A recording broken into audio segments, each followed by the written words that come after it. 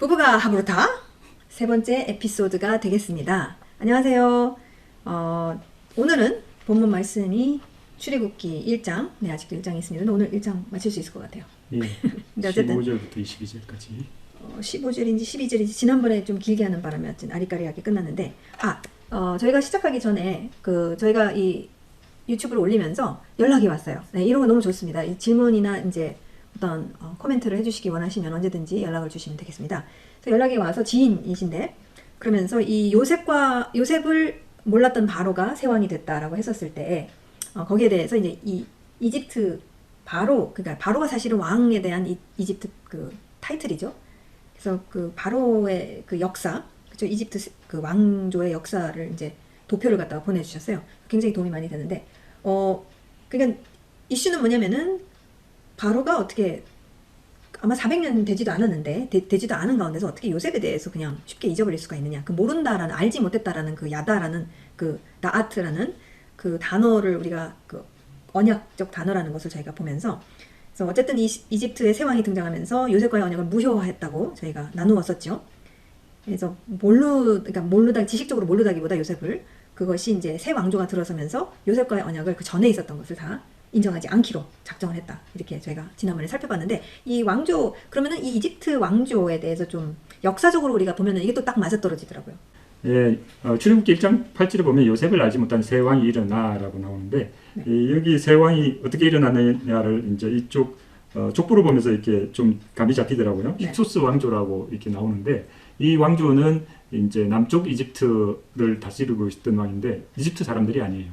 그렇죠. 외국인이 이제 저도 알기로는 이제 이 외국인들이 하부 또는 남쪽 이집트를 정복은 했는데 북쪽은 하지 못하는 상황이 이제 요셉 그렇죠. 때에 이제 13왕조, 14왕조가 이제 그때가 요셉이 13왕조에 죽은 걸로 이제 대충 나오고 나오죠. 있죠. 근데 그때까지 버티고 있다가 이제 결국에는 전체를 다 정복한 걸로 힉소스가 그 외국인들이. 그래서 이제 15대, 16대 왕조는 이제 힉소스 왕조라고 해요. 근데 이제 18대 왕조에서는 이집트인이 다시 이렇게 직분을 잡습니다. 그래서 이제 그때 모세가 출생했을 때 그때 아마 왕은 투트모스 1세라고 이렇게 보고 있고요. 모세를 구출하는 그런 공주는 투트모스 2세 딸이 아닌가라고 이렇게 봅니다. 그게 이제 나오는 거고, 그래서 요셉을 알지 못하는 새 왕이라는 것은 결국은 외국인으로서 그 힘으로서 이제 북쪽 이집트를 이제 정복하고 나서 그 다음에 그 과거의 스토리를 모르는 거죠. 그리고 그것을 거부하기로 작정했던. 그죠. 알았다 할지라도 그 인구를 그 바로가 이제 타이틀이니까 이게 왕이라는 거잖아요. 그렇죠. 그러니까 이 왕이 됐으니까 외국인으로서 딱 봤었을 때 이 히브리 외국인이 이집트 사람들을 정복해가지고 다스리고 있었을 때 다른 외국인들이 인구적으로 굉장히 많다라는 걸 봤었을 때 딱 그 위기를 훨씬 더 잘 알 것 같아요. 제가 봤었을 때는 그걸 딱 보고선 이렇게 계속 가면은 이게 군사적으로나 이런 국방 차원에서는 굉장히 안 좋을 수 있겠다라고 이제 예상을 그러니까 하지 않았을까 그 당시에 이제 또 그 땅에 있던 외국인으로 있던 히브리인들이 그렇죠. 아마 종으로 이렇게 종의 신분으로 이렇게 변하지 않았을까 이렇게 추측해 볼 수 있어요. 그렇죠. 지난번에 이제 이게 그냥 하루 아침에 종이 됐다라기보다는 이제 뭐 세금이나 이런 땅을 일단 먼저 빼앗고 여러 가지 합법적인 방법으로 뭐 했겠죠. 근데 어쨌든 서서히.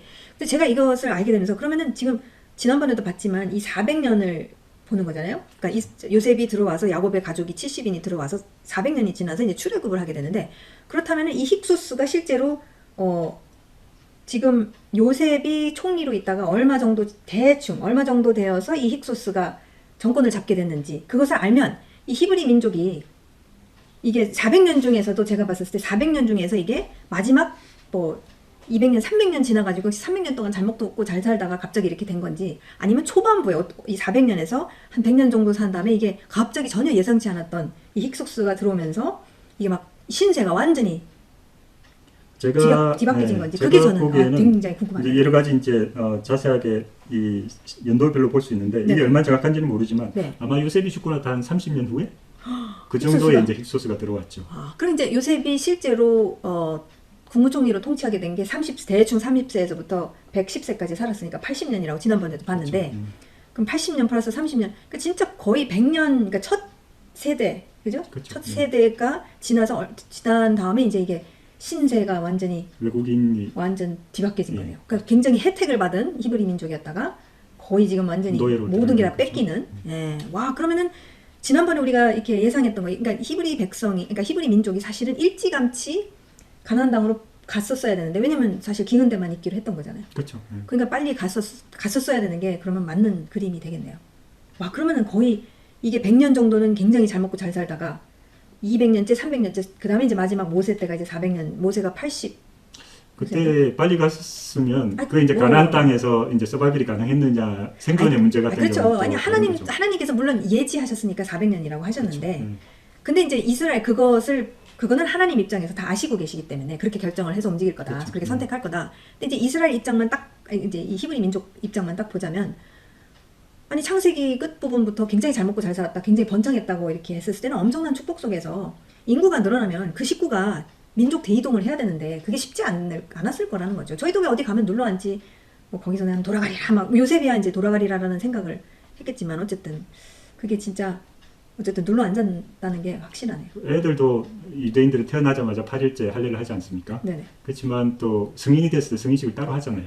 저는 그렇게 좀 비교해 보고 싶은데, 아브라함이 있었을 때는 그 씨에서의 언약이고, 네. 그리고 어느 정도 커졌을 때는 민족적 차원의 그 언약이 필요했기 때문에 그렇지 않았나라는 생각을 하는 거죠. 그렇죠. 저는 그거는 다 맞다고 생각을 해요. 근데 그러니까 이 히브리 민족 입장에서 우리가 성장해서 이렇게 될 거기 때문에, 뭐 아니면 뭐 하나님의 예언이 다 이루어져야 되기 때문에 막 이러면서 우리 400년 더 있자 이지는 않았을 것 같다라는 거죠. 그러니까 이 히브리 민족 차원에서는 그 잘 먹고 잘 사는 것 때문에 이제 눌러 앉게 된다라는. 근데 하나님의 다른 이유는 이제 선하심이 있다라는 건 저는 뭐 확실하죠. 예, 그러면은 이제 그 부분 저희가 확실하게 이제 힉소스 외국인들이 이제 정복을 하게 되면서 이제 요셉과의 언약을 무시했다, 이렇게 더 확실하게 이제 네, 입증이 된 거네요, 그죠? 역사적인 그 근거가 있는 거네요, 그죠? 그걸로 볼 수 있을 것 같아요. 네. 자, 그러면은 이제 저희가 13절, 14절에서부터 22절까지 한번 갈 수 있을 것 같은데, 왜냐하면은 제가 이 13절에서부터 22절까지를 이렇게 쭉 보면서 결국에는 이 바로가 어느 바로인지는 뭐 이게 투트모스 2세 정도는 되지 않았을까? 뭐 근데 어쨌든 굉장히, 그러니까 이집트가 돌아와서 이 히브리인들을 향해서 안 좋게 계속 나가는 건 지속된 거네요, 그죠? 그렇죠. 힉소스가 시작한 그러니까 노예를, 그죠? 사실은 무료 노동인데, 그죠? 그거를 뭐 당연히 이용하겠죠. 이 왕국의 번창을 위해서. 어쨌든 제가 이제 보이는 게 뭐냐면, 이 바로가 정확히 누군지는 우리가 알 수 없겠지만 대충은 추정을 할 수 있겠지만, 이 히브리 민족을 없애거나 이 번창하는 것을 막는 것이 이제 그런 방법이, 첫 번째 방법이 이제 13절, 14절, 그러니까 이 일을 갖다 엄청 시켜가지고선 이 억압을 통해서 어쨌든 이 누르겠다, 그러니까 이 번성하는 것을 막겠다라는 플랜 A가, 근데 망했네요, 그것도, 그죠? 그게 안 된 거잖아요. 그렇죠. 네네. 왜냐면 12절 말씀에 그럼에도 불구하고 이제 이 히브리 민족이 계속해서 생육하고 번성했다 이렇게 나오니까. 그래서 어쨌든 14절에 보면은 이제 이집트가 강대국으로 일어나기 위해서 필요로 했던 그 건축 노동력과 농사 노동력, 이게 무료니까 완전 부려먹을 수 있는 이 히브리 민족이 있으니까 강압적으로 이제 받아낸 것이다라고 볼 수 있고, 그게 첫 번째 계획인데 그게 이제 실패. 그것도 이 히브리 민족이 번창하는 것을 막지 못했다. 자, 그럼 플랜 A 나왔고요. 13절, 14절. 자, 플랜 B가 이제부터 3파를 통해서 나오고 있습니다. 그래서 15절, 애고방이 히브리 3파 십브라라는 사람과 부하라 하는 사람에게 말하여 이르되, 너희는 히브리 여인을 위하여 해산을 도울 때 그 자리를 살펴서 아들이거든 그를 죽이고 딸이거든 살려두라 라고 이제 명령을 하게 됩니다. 플랜 B가 나오고 있죠. 그래서 이 3파들에게 명령을 하는 것을 볼 수가 있고, 참 잔혹하죠. 그 살인을 하라고 그래요. 그게 이제 이게 어떻게 실제로 일어나냐면, 이제 3파가 출산을 도우러 가는데 딱 도와주고 있는데 아기가 나왔어. 아기가 나왔는데 이제 고추가 있으면은 어떻게 해서든지 죽여야 되는 거잖아요. 그러면서 어머 낳다가 죽었어요 이렇게 얘기하는 거잖아요. 그렇게 처리하는 거잖아요. 내가 죽였어 막 이렇게 하면은 이제 난리가 나니까, 그죠? 딸이면은 살려두고, 딸이면 복잡하지 않고, 아들이면 이제 그걸 이제 죽여야 되는. 그래서 이걸 보면서 참 이 사탄의 그 다음 세대를 늘 학살하고자 하는 어떤 괴계가 있지 않습니까? 예, 그게 이때도 있지만 오늘날도 사실은 약태라는 것을 통해서 정말 전 세계적으로 굉장히 많은 다음 세대 아이들이 결국 살해당하는, 학살을 당하는 거죠. 그래서 그런 생각을 좀 하게 하는, 사탄이 항상 그 다음 세대를 파괴하고 제거하고자 한다는 것을 좀 보게 되었습니다. 저는 17절에 산파들이 하나님을 두려워하여라고 나오는 게 굉장히 인상적인데, 그렇죠. 그렇게 명령을 했음에도 불구하고, 솔직히 이 산파 얘기는 정말 저는 이번에 너무 감동을 많이 받았는데, 예. 그 두려워하다라는 것이 결국은 히브리어로는 경외하다라는 뜻이거든요. 그러니까 하나님을 알았다라는 것 자체가 굉장히 놀랍고, 하나님의 속성은 결국 생명이지 않습니까?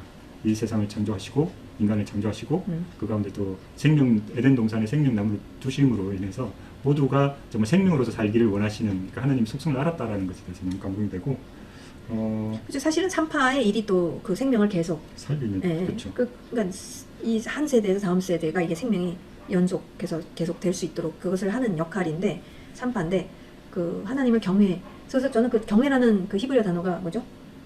예라. 네, 예라인데 그게 결국에는 이 왕에 대한 충성을 또 그렇게 또 표현을 한다고 하더라고요. 그래서 정말 하나님을 향한 그 충성. 그러니까 이게 애굽 왕이 아니라 이제 이 왕이신 하나님을에 대한 충성. 애굽 왕이 뭐라고 할지라도 이제 그렇게 순종한 하나님 앞에서 모든 것을 다 그 생명을 따라서 이것을 이건 극단적인 대조죠. 이건 애굽 왕을 통한 죽음이냐 아니면 하나님을 통한 생명이냐를 취하는 건데 그리고 자기 죽음이 될 수도 있는 네. 거잖아요, 사실은. 그것을 세상 왕을 따르지 않았을 때는 진짜 죽음을 걸고 가는 그런 굉장한 믿음의 사람이다라는 생각을 좀 하게 되고. 그렇죠. 사실 그러니까 저는 이 두려움, 그러니까 누구를 경외하느냐가 굉장히 핵심, 어떤 본질적인 그 이슈인 것 같아요. 그러니까 결국 우리의 모든 선택과 우리의 모든 행동, 인생에 있어서의 우리 모든 선택과 행동이 결국에는 누구를 진짜 경외하느냐, 누구 앞에서의 진정한 충성을 내가 다 바치느냐에 따라서 결국은 결정하게 되는 거잖아요. 그렇죠. 선택하는 거잖아요. 근데 진짜 이 두 사람은 정말 이 위기의 상황에서 그 이집트의 바로가 그렇게 명령을 했으면 이거 그렇게 쉽게 이게 뭐 대통령이 말씀하셔서 뭐 대통령이면은 뭐 좀 안 하게 될 수도 있겠지만 그것도 쉽지 않겠지만 근데 지금 이 바로는 거의 신급인데 이것을 그냥 거부했다라는 것 자체가 저는 굉장히 감동적이고 그다음에 제가 한 가지 이번에 보게 된 게 뭐냐면 관찰하게 된 게 이 산파들의 이름이 이제 기록이 됐다라는 거예요. 이 출애굽기를 보면은 1장 2장까지도 이름이 어떤 한 이름이 등장하지가 않아요. 그런 가운데서 지금 이 두 여인들 그것도 막 어떤 사회적인 높은 위치에 있는 사람들이 아닌 그것도 히브리 민족의 그 노예로 삼은 이 민족의 산파 두 명의 이름을 하나님께서 하나님 말씀에 집어넣게 십부라와 부하라고 막 넣으시겠다고 이렇게 한 것이 저는 굉장히 감동이고 하나님께서는 이 두 사람의 선택 이 두 사람이 하나님을 경외하는 이 선택에 대해서 하나님이 이 두 사람을 honor한다는 이 굉장히 이것을 중요하게 여기신다는 것을 왜냐면 언급을 하셨기 때문에 그렇죠. 그게 출애굽기라는 히브리 그게 시모지 그죠. 그 이름들인데 그 이름에 진짜 12명의 지파 다음으로 나오는 구체적인 이름이 십부라고 부하네요. 그렇죠. 그러네요. 네, 그 야곱의 그 패밀리 이름만 나온 다음에 그거는 그 전에서도 나오는데 그 다음에 모세가 나오거나 뭐 이렇게 돼야 되는 게 아니라 이 두 여인이 이렇게 딱 등장한다는 이 이름으로 등장을 시켰다라는 것 이름들이라는 이 책에서 참 굉장히 감동이 되고 하나님께서는 이것이 얼마나 중요한가라는 그런 감동이 굉장히 있더라고요. 그래서 어쨌든 18절에 보면은 애굽 왕이 산파를 불러 이거 이제 불순종을 했으니까 불러 그들에게 이르되 너희 어찌하여 이같이 남자 아기들을 살렸느냐 내가 너네들을 어디를 할 수 있는 걸 알지 못하느냐 하면서 왜 대하드라마에서 막 감히 내 이러 마침 튀겨가면서 막 그렇게 됐었을 것 같아. 어떻게 감히 내가 네 생사를 내가 내 손에 쥐고 있는 거 알지 못하느냐. 근데 이 19절 산파가 바로에게 대답하되 히브리 여인은 애굽 여인과 같지 아니하고 너무 건장해요. 산파가 그들에게 이르기 전에 그냥 아기를 다 낳아버려요 라고 이렇게 저는 그 대답도 굉장히 담대한 거, 이 용기 백배하고 이런 담대함을 보면서 굉장히 이 산파들 감동이 됐습니다. 이렇게까지 할 수 있었다라는 게. 그리고 특별하게 이스라엘 백성에게 산파가 아니고 산부들에게 그 생육하고 번성하라는 그것을 은혜를 축복을 하셨기 때문에 실제적으로 여기 애굽 사람들보다 더 빨리 이렇게 쉽게 또 이렇게 왕성하게 쑥쑥 잘 출산할 수 있지 않았나. 그렇죠. 그러니까 이게 참 놀라운 게 바로는 지금 그것을 어떻게 해서든지 이 스톱시키려고 하는 이 플랜 A 그것도 안 돼. 플랜 B도 지금 안 됐잖아요. 그러니까 근데 그 산파들이 입에서 나온 그 증거잖아요. 이것이 하나님의 축복이 여기에 있습니다. 이들은 너무 건장해서 아무리 억압하고 막 고생 직사게 하고 막 이래도 애 낳을 때 되면은 그냥 쑥 저희가 갔는데 이미 다 나와 있네요. 그러니까 그게 어떤 면에서는 이게 증거잖아요. 그렇죠. 하나님께서 당신의 그 민족을 세우신 이 백성을 정말 축복하신다는 증거가 이렇게 맞물려 있는 게 저는 굉장히 감동돼요. 그렇죠. 이 출산하는 것이 진실이기 때문에 더 산파들이 담대하지 않았나라는 생각을 하게 돼요. 그러니까 거짓말은 그렇죠. 그러니까 왕 앞에서 네 맞아요. 근데 솔직히 거짓말을 꼬여가지고 나중에 어떻게 됐을 거예요. 거짓말은 항상 꼬이더라고. 예. 그래서 하여튼 이 놀라운 산파들의 이야기가 여기 딱 등장하는 게 저는 굉장히 감동적이고 20절 하나님이 그 산파들에게 은혜를 베푸시니 그 백성은 번성하고 매우 강해지니라. 그러니까 이게 꽝 된 거잖아요. 플랜 B도 꽝. 이걸 어떻게 해서든지 막 멈추게 하려고 했는데 그 백성은 오히려 번성하고 매우 더 강해지니라 라고 또 하나님께서 이렇게 완전히 하여튼 바로의 플랜은 안 된다라는 것이 이제 두 번째 또 이제 꽝 됐습니다. 하나님을 경외하고 다른 그 사람들에게 주님 축복하신다는 게 격려가 돼요. 그렇죠. 21절이 그 산파들은 하나님을 경외하였으므로 하나님이 그들의 집안을 흥황하게 하신지라. 그래서 하나님에 대한 경외, 아까는 이제 두려움이라는 단어를 썼지만 여기는 분명히 이제 경외, 그 충성을 같은 단어예요. 네, 같은 단어 충성을 그 제대로 된 진짜 왕에게 두었었을 때 정말 이제 누리게 되는 그 말씀이 이제 21절에 있네요. 네, 흥왕하게 하신지라가 조금 의역인데 의역이요? 예, 직역으로는 집안을 세운 거예요. 그 어떻게 나이트. 보면 어떻게 집안을 역전을 시켰다든지 뭐 아마 그런 획기적인 그런 집안을 일으키는 그런 아마 촉매작용을 한 것 같아요. 어쨌든 복을 이 산파들한테도 주신 그렇죠. 거잖아요. 그죠? 그러니까 결국 생명. 그러니까 지금 바로는 이 죽음의 방향으로 가지만 이제 하나님께서는 지금 생명의 방향으로 모든 것을 흥황하게 하시고 번성하게 하시고 번창하게 하신 거 참 놀랍습니다. 정말 하나님을 경외했었을 때 정말 하나님께서는 세우신다는 거죠. 자, 22절. 드디어 저희가 1장의 마지막 구절에 왔는데요. 그러므로 바로가 그의 모든 백성에게, 자, 플랜 C가 나옵니다. 그의 모든 백성에 이집트인들에게 명령하여 이르되 아들이 태어나거든 너희는 그를 나일강에 던지고 딸이거든 살려두라 하였더라. 그러니까 백성한테도 살인자가 되라고 지금 명령을 하는 것을 보게 됩니다. 그래서 지금 플랜 A 꽝, B 꽝, 산파들 것도 꽝 되고 이제는 이집트 백성들을 통해서 이제 히브리 사내 아기들을 나일강에 던져서 죽여라라는 이제 명령이 내려오네요. 참. 근데 저는 이제 이걸 보면서 이 나일강이 나오잖아요. 이 물이란 말이에요. 근데 이 출애굽기 보면 물이 계속 등장하는데 결국 나중에 이제 물론 나중에 얘기지만 이 물의 아이러니라는 거, 이 반전.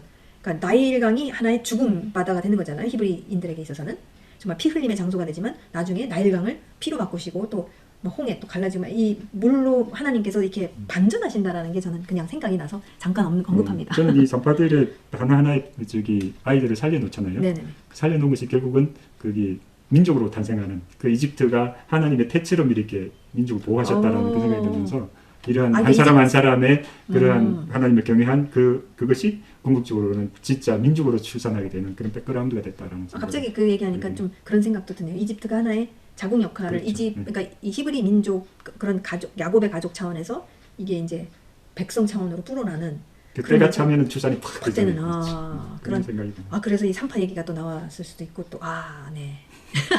그것도 네. 하여튼 굉장히 감동이 드네요. 기대가 됩니다. 다음 장도. 네, 자 2장으로 부부가 하부르타 세 번째 에피소드 여기서 마치고요. 다음 네 번째 에피소드에서는 저희가 출애굽기 2장으로 들어가도록 하겠습니다. 감사합니다.